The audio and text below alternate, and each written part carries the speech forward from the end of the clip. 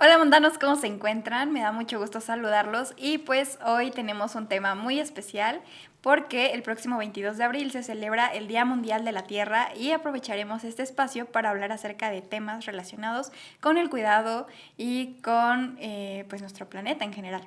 Como ya lo menciona Edmi, el día de hoy tocaremos un tema bastante apremiante, que es el cambio climático, porque de hecho es una realidad.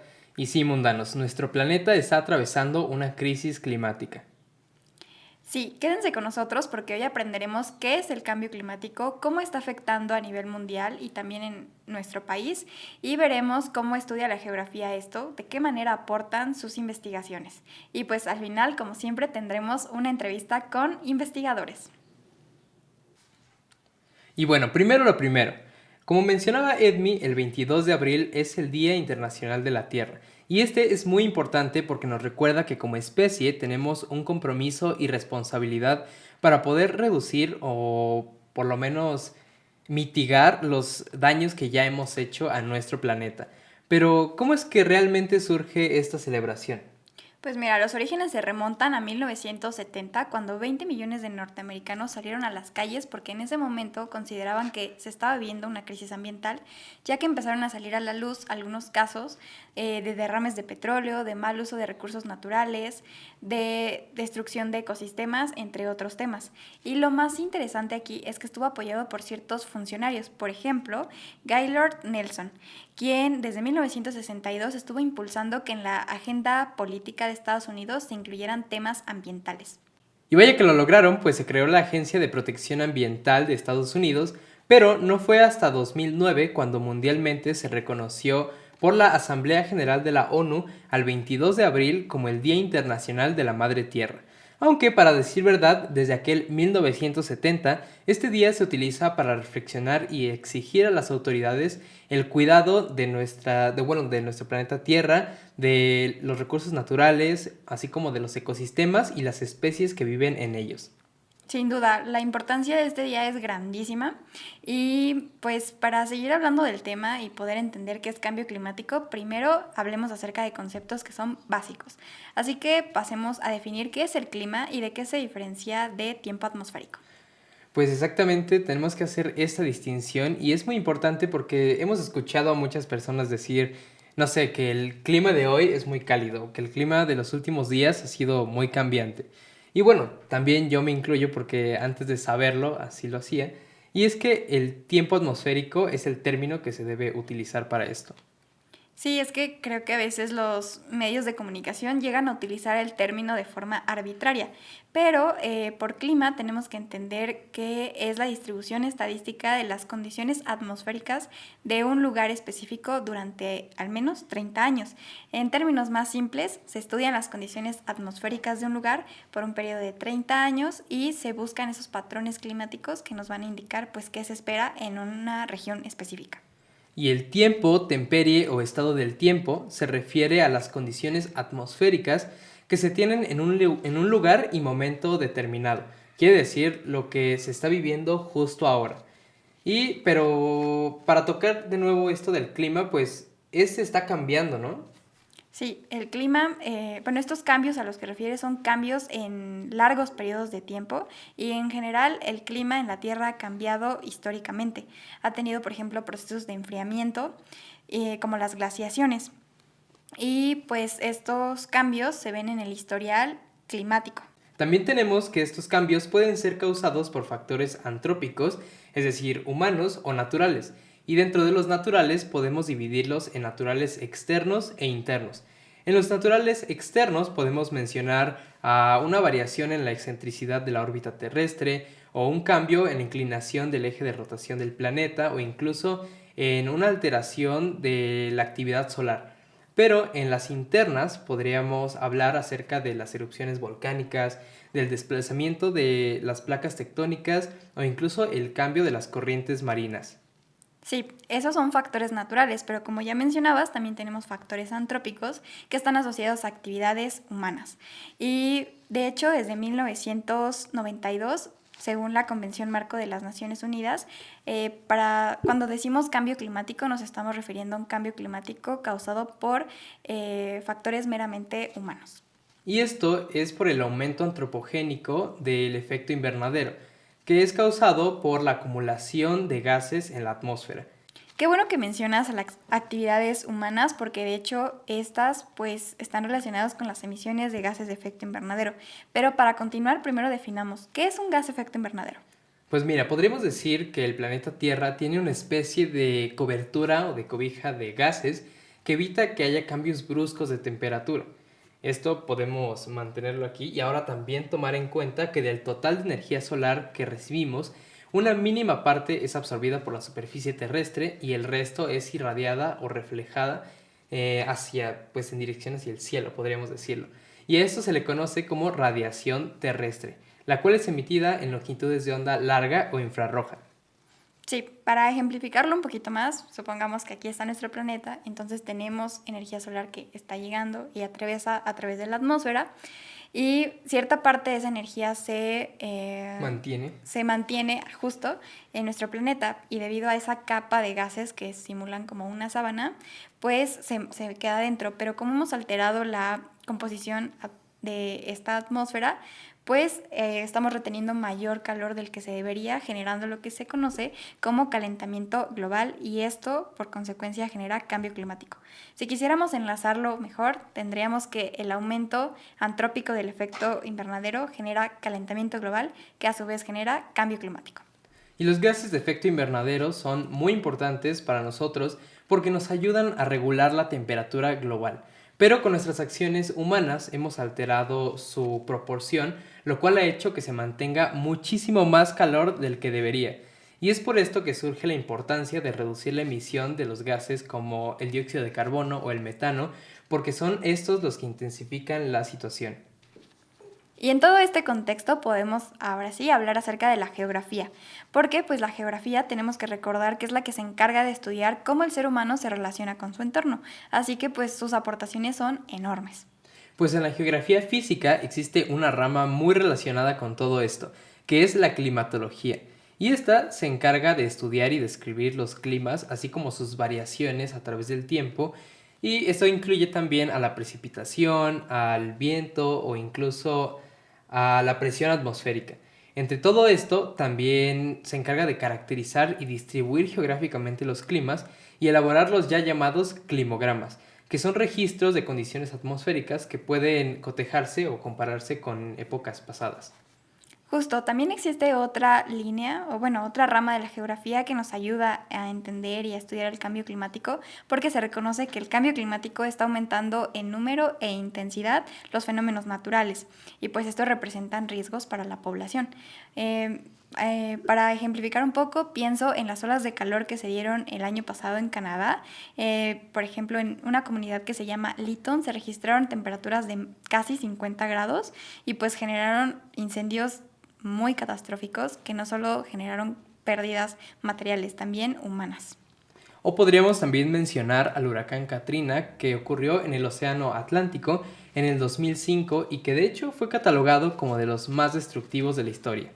Sin duda, este es un tema que genera muchísimo debate, del que podríamos seguir hablando muchísimo, pero para seguir ilustrándonos, vayamos con la siguiente entrevista que nos prepararon Fausto y Alondra, donde veremos qué hace la geografía en todo esto. Vamos allá. Vamos.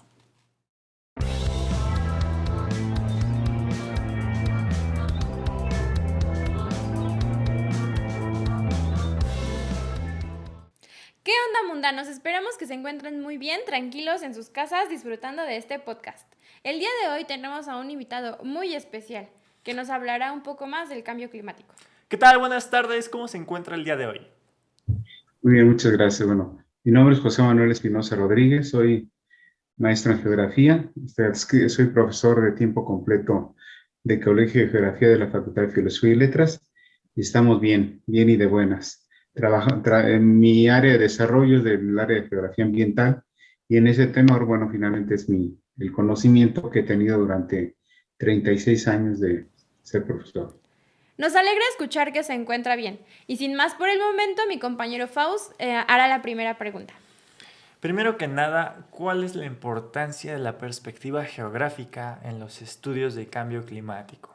Bueno, en primer lugar, sí necesitamos entender que el cambio climático es un proceso de carácter global y automáticamente de carácter multifactorial, de gran magnitud y que no empezó ayer. Entonces, ese, digamos, es nuestro primer punto de referencia. Podemos suponer que incluso es irreversible porque siendo un proceso natural, es algo que ha ocurrido durante mucho tiempo y que eventualmente va a seguir ocurriendo. Finalmente lo manejamos como un problema en la medida en que se genera un conflicto de la propia naturaleza con algunos de esos elementos. Y ese elemento es justamente el actuar de la sociedad. Entonces, en ese sentido, generamos un conflicto no sociedad-naturaleza, sino de la sociedad con la naturaleza. Eh, tomando en cuenta que además tiene un carácter global, sus efectos se dan a diferentes niveles, a nivel global, a nivel regional y a nivel puntual. Bajo esta lógica, incluso hay una política oficial de la Carta de la Tierra que implica que es pensar global y actuar local. ¿Qué quiere decir eso? Que muchos de los aspectos que se manifiesta el cambio climático se dan a nivel tierra, se dan a nivel de diferentes regiones, pero también se van a estar dando a nivel local. En ese sentido, el actuar de las diferentes comunidades en función a los efectos que se tienen en diferentes lugares van a ser también diferenciados. La sociedad no es la misma, la forma como se organiza no es la misma, la tecnología y los efectos a que se encuentran expuestos no son los mismos. De tal forma en que la geografía como tal lo que va a estar buscando es que lleve a cabo esa relación que se encuentra entre la sociedad y la naturaleza. Defina los impactos que eventualmente está teniendo para que la sociedad actúe en consecuencia. Sabemos que existen posturas que rechazan la existencia del cambio climático. ¿Cuáles son las evidencias que respaldan su existencia? Bueno, el hablar de posturas que lo rechazan es estar hablando de un tiempo pasado.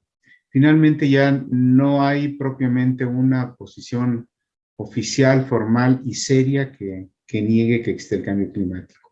La magnitud es otra cosa, la responsabilidad es otra cosa, pero de que existe, ya no existe propiamente reticencia en ese sentido. Lo que había era justamente posiciones de intereses de carácter económico y político que lo que buscaban era mantener toda una serie de producción de ciertos elementos. En todo caso, lo que cuidaban era el mercado y un aspecto que tiene toda la sociedad en común, que es el consumo. Finalmente, todos deberíamos consumir y cualquier posición que implicara que está habiendo un impacto debido a esas actividades era algo encontrado, era algo que finalmente no podía sostenerse. ¿Qué evidencias hay de que existe?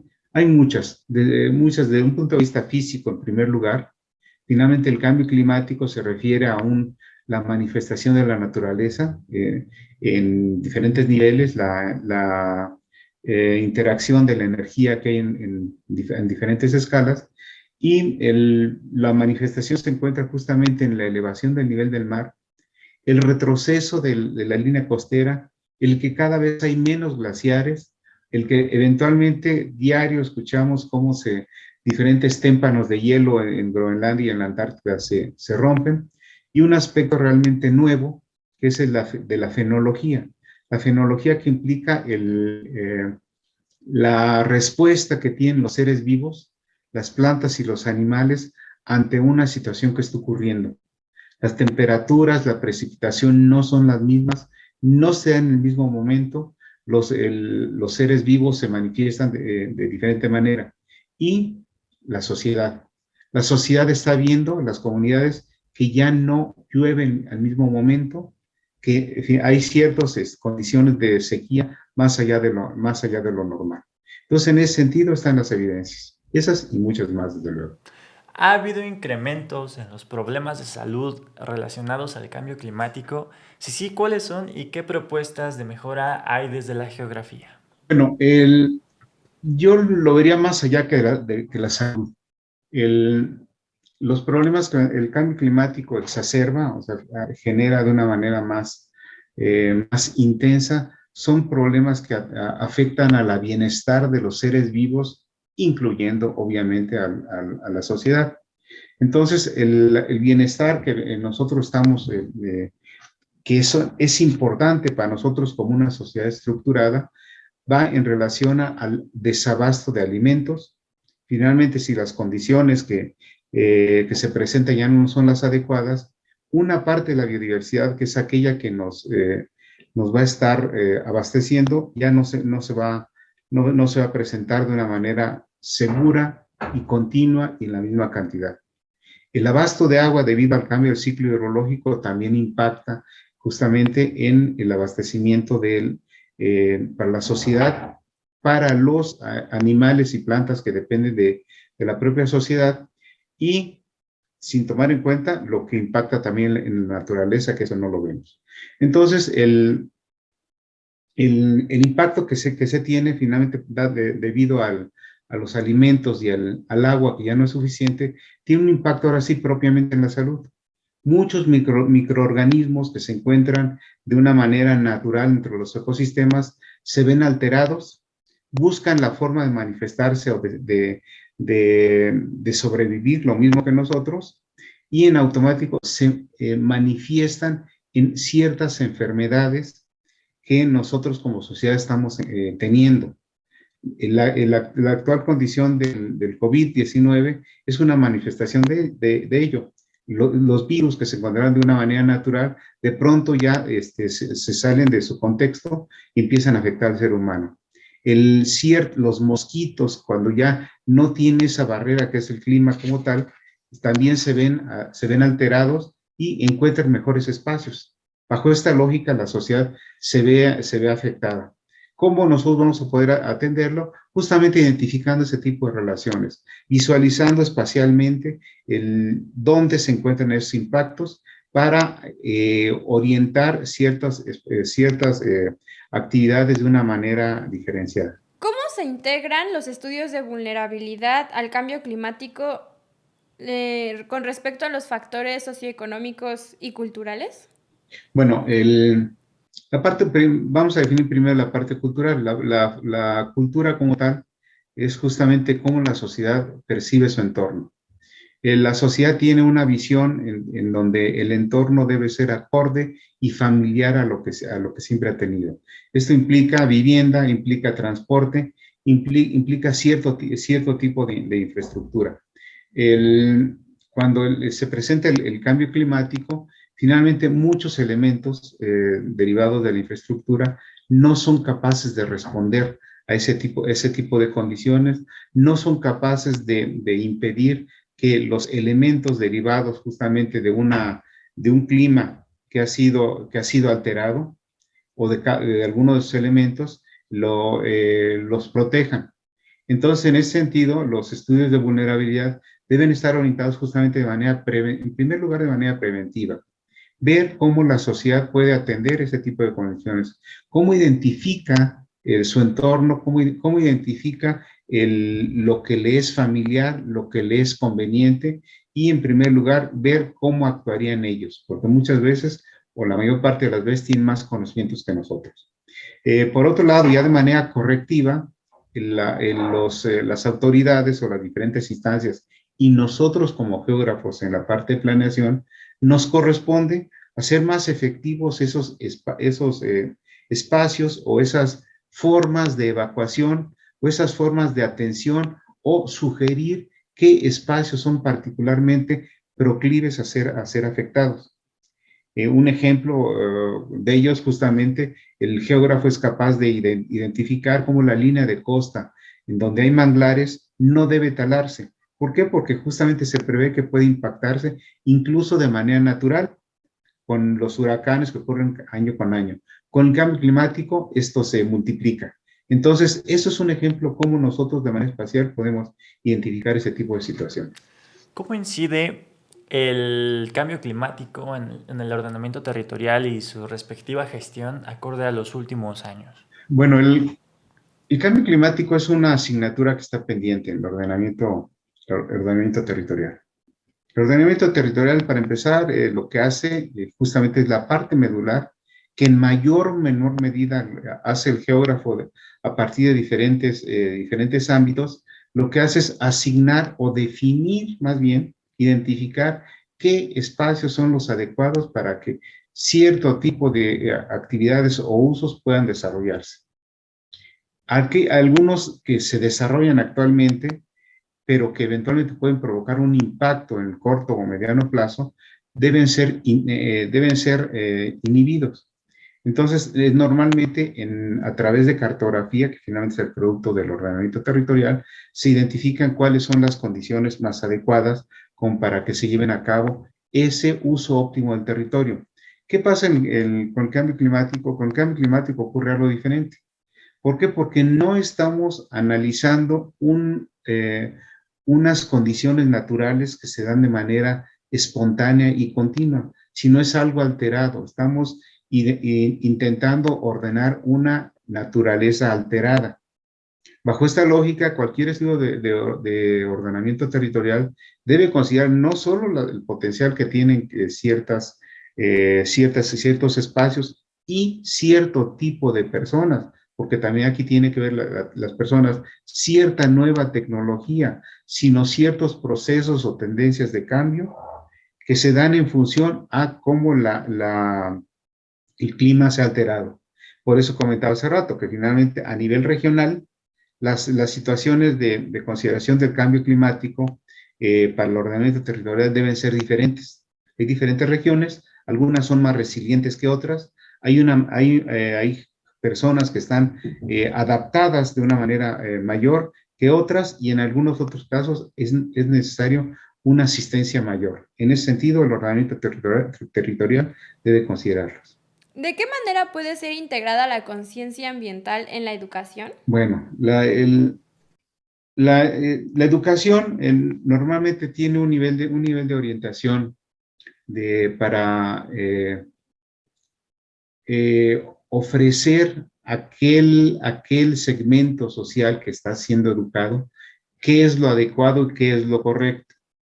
La conciencia ambiental, que de manera inherente se ha tenido siempre, actualmente se está replanteando. ¿Por qué? Porque la naturaleza actualmente ya se está viendo ya no solo como un entorno en el cual vivimos y que históricamente había sido visto, como un entorno que nos proveía de todo y que debemos cuidarla en la medida de lo posible, pero de todo la naturaleza es muy noble. Esa era una visión que históricamente se tenía. Sin embargo, con el cambio que está habiendo, la visión de la naturaleza debe ser diferente. La naturaleza no solo es un proveedor de nosotros, sino que forma un uno con la propia sociedad. Y eso implica una nueva forma de verlo, no una visión dicotómica de sociedad-naturaleza como dos elementos, sino como un solo elemento. En ese sentido, los educadores primero tienen que ser educados. O sea, los propios profesores, instructores, etcétera, tienen que atender justamente tener esa visión interdisciplinaria, global, integral de procesos, para que en función a eso puedan aportar elementos de una manera también integral a los educandos, ya sean niños, adolescentes, adultos, o a sus padres o a la sociedad en general. Esto implica que el cambio justamente de educación ambiental o de conciencia ambiental cambia. Ya no solo es de aula, sino es de diferentes medios, a través de aula, a través de seminarios, a través de publicaciones, a través de cualquier tipo de eventos. O sea, lo que debe implicar es una visión diferente de la naturaleza, que ya no es una proveedora infinita de recursos, sino que tiene ciertos límites. Bueno, no cabe duda que las respuestas que nos ha dado nos han informado un poco más acerca de lo que desconocíamos de los estudios de cambio climático y su relación con la geografía. ¿Le gustaría agregar algo más? Bueno, se podrían agregar muchas cosas. Aquí la parte interesante a entender es que la naturaleza en que actualmente nos ubicamos como sociedad es algo dinámico. Es algo dinámico, es algo noble, pero que finalmente se encuentra ya en los límites. Y es obligación de la sociedad, de todos los segmentos, y de la geografía en particular, identificar justamente cómo podemos atender ese tipo de situaciones, cómo podemos curar o revertir toda una serie de procesos. y cómo eventualmente buscar la forma de adaptarnos a ese tipo de condiciones. Bueno, mundanos, eso ha sido todo por nuestra parte. Le agradecemos mucho a nuestro invitado que nos haya dado sus respuestas y bueno, nos vemos en la siguiente cápsula.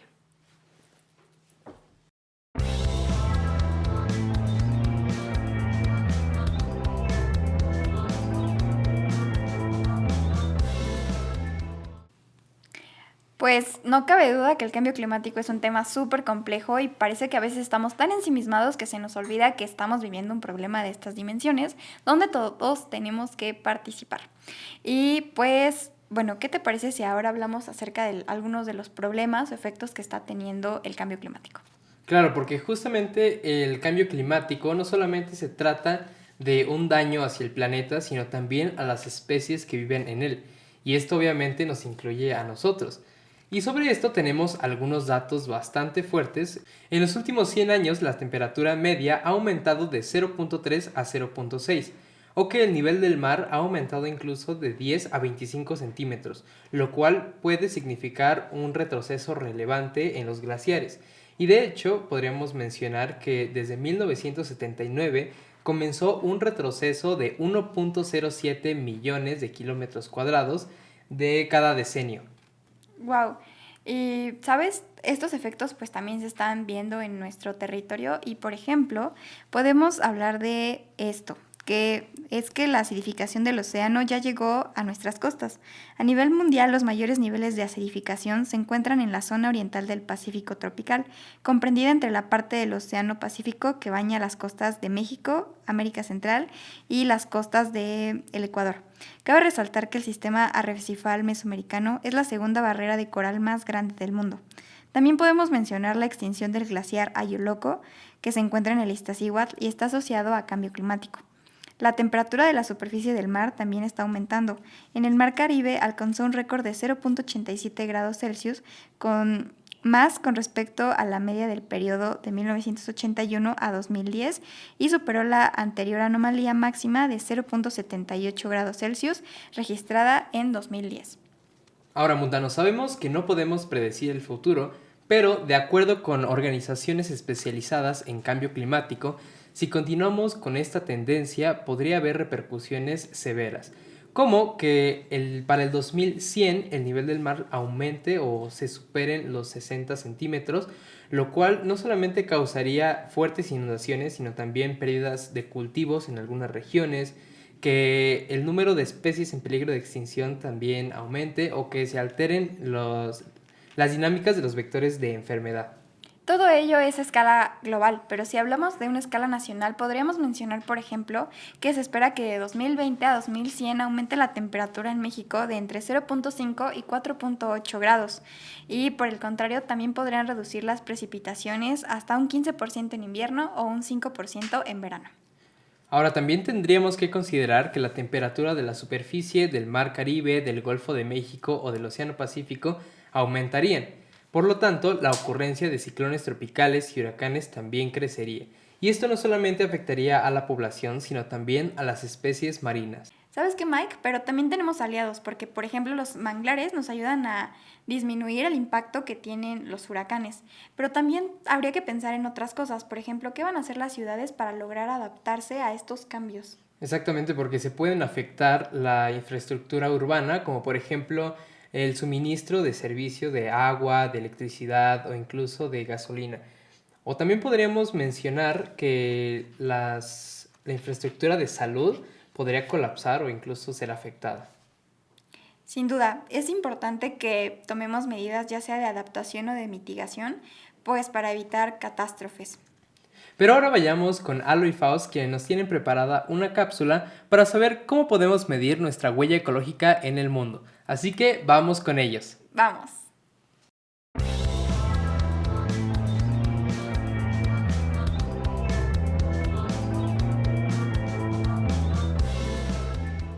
Mundanos, ¿sabían que se puede medir cuánto espacio se necesita para producir todos los bienes que consumimos? Así es, mundanos. Existe una forma para medir el impacto de las actividades humanas sobre la naturaleza y a esta medida se le conoce como huella ecológica.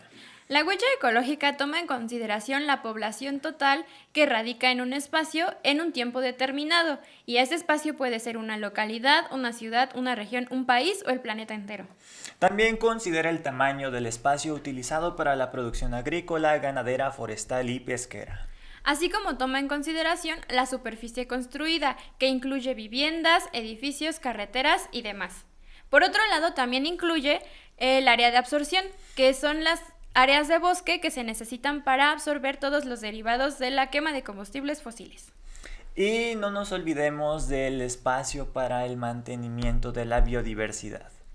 En general, la huella ecológica mide el uso de la tierra productiva y lo utiliza en 5 categorías: alimentación, hogar, bienes de consumo, servicios y transporte.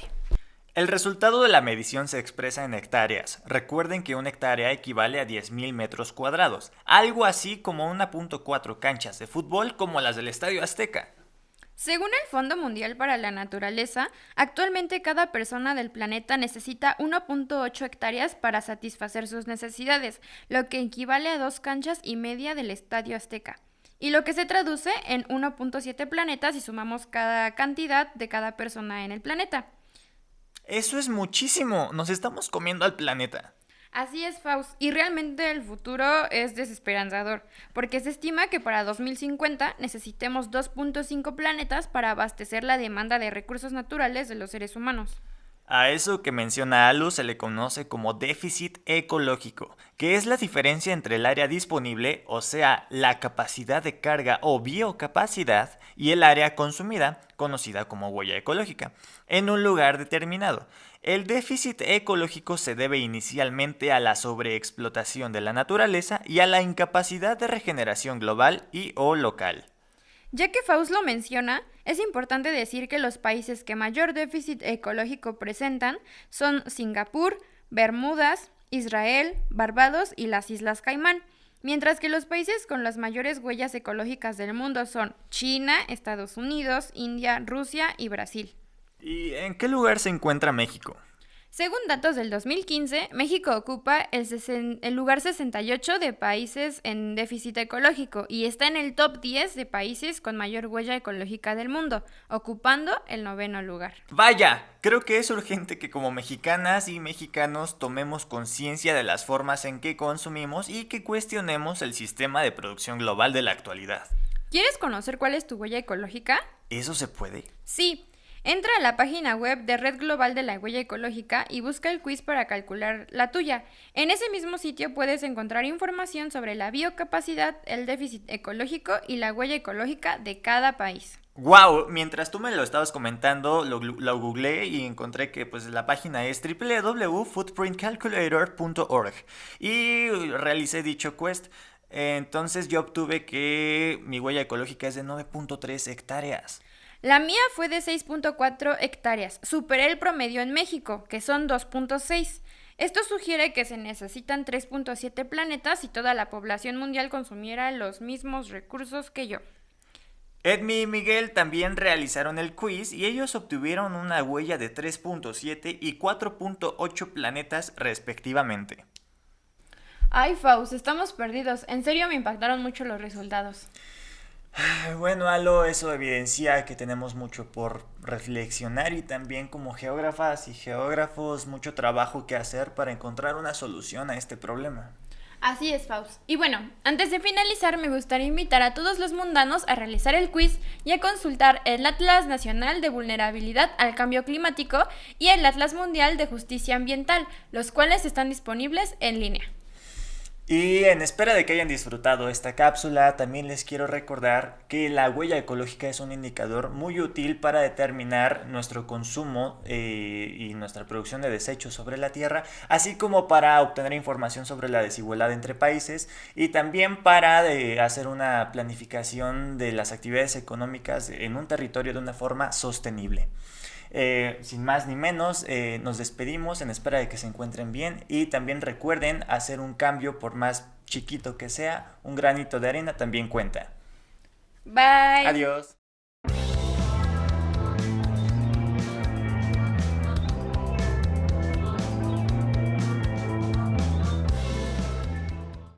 Bueno, mundanos, seguramente para este punto ya se preocuparon y se propusieron ser lo más eco-friendly posible. Pero déjenme decirles que si bien las acciones individuales cuentan todavía más las que llevan a cabo nuestras autoridades por la escala a la que trabajan. Así que ahora hablemos acerca de qué medidas o qué acciones están tomando a nivel mundial y cómo México está aterrizando esto a nuestro territorio. Y bueno, pues comencemos por el origen de todo esto. Fue en la década de los 80 cuando se comenzó un movimiento de concientización sobre la situación climática y ambiental de ese momento. Pero fue hasta 1987 cuando fue reforzada por la Comisión para el Medio Ambiente y el Desarrollo de la ONU, encabezada por la doctora noruega Gro Harlem Brundtland, quien mediante su informe Nuestro futuro común indicó que el camino que la sociedad estaba tomando, por una parte estaba afectando al medio ambiente, pero por otra estaba dejando a muchísimas personas en situación de vulnerabilidad y de pobreza. Este informe que mencionas es muy importante porque aquí fue donde se estableció el concepto de desarrollo sostenible, que es aquel que satisface las necesidades del presente sin comprometer las del futuro. Aquí también se estableció o fue el punto de partida para el establecimiento de los Objetivos del Milenio, que son los antecesores de los ODS o Objetivos de Desarrollo Sostenible. Y sobre este contexto también es muy importante mencionar a la Agenda 2030, ya que nos menciona mediante sus 17 objetivos el camino que debemos seguir para alcanzar el desarrollo sin comprometer al planeta y a las generaciones futuras. Y sobre esto tenemos algunos objetivos titulados Acción por el clima, vida de ecosistemas terrestres, vida submarina, producción y consumo responsables y ciudades y comunidades sostenibles. Sí, y también tenemos otros acontecimientos que son importantes en esta materia. Por ejemplo, te cuento, está la Cumbre de Kioto, que se celebró en 1997 y participaron 159 países. Y aquí pues se tomaron decisiones en relación al aumento progresivo de los gases de efecto invernadero y el aumento de la temperatura global. También tenemos la Conferencia de las Partes que está enfocado en cambio climático y es el máximo lugar para hablar de estos temas. Y por cierto, recientemente se celebró la COP26 y si quieren encontrar más información sobre esta, les invitamos a que sigan nuestras redes sociales porque preparamos un video especial sobre esta COP. Y vaya que las COP son muy importantes, pues se llevó a cabo una muy decisiva en 2015 en Francia, que fue la COP21, donde se firmó el famoso Acuerdo París, y todos los países que participan en ella acordaron trabajar para limitar el aumento de temperatura global por debajo de los 2 grados centígrados a partir de los niveles preindustriales. Justamente, de hecho, los esfuerzos pues a nivel global son bastantes. Por ejemplo, les invito a que revisen qué es el plan de Nairobi o qué es el plan de Leticia o bien la iniciativa C40. Ahora hablemos en el caso de México, que para atender estos acuerdos internacionales se deben formular estrategias, leyes o incluso programas a nivel interno. Y entre todas estas tenemos a la Ley General de Cambio Climático, a la Estrategia Nacional de Cambio Climático y al Programa Especial de Cambio Climático. Y estos tres instrumentos nos sirven para poder reducir la vulnerabilidad de la sociedad y de los ecosistemas, así como poder proteger y conservar los servicios ambientales de los que nos proveen. Y por último, aumentar la capacidad de resiliencia de los sistemas naturales y sociales. Sí, y para poder atender todo esto, pues se necesitan de instituciones que son apoyadas de la academia. Por ejemplo, en México contamos con el Instituto Nacional de Ecología y Cambio Climático, el INEC. También está la Comisión Intersecretarial de Cambio Climático y el Programa de Investigación en Cambio Climático de la UNAM, así como el recién creado Instituto de Ciencias de la Atmósfera y Cambio Climático. Y gracias a la instauración de la Estrategia Nacional de Cambio Climático, podemos contar con otros instrumentos, como el Registro Nacional de Emisiones, el Inventario Nacional de Emisiones, el Atlas Nacional de Riesgos y el Sistema de Información de Cambio Climático. Esto es súper interesante y creo que ya fuimos bajando de la escala global a la nacional y ahora hablemos de la escala individual. ¿Qué puedo hacer yo como persona para ayudar en todo este panorama? Pues mira, realmente nuestras acciones individuales no tendrían tanto peso como las que pudiesen tener las de las grandes empresas, que son los que pues controlan los recursos naturales a nivel global. Pero en el portal de la FAO encontré algunas cuantas recomendaciones o estrategias individuales que podemos llevar a cabo en nuestro día a día.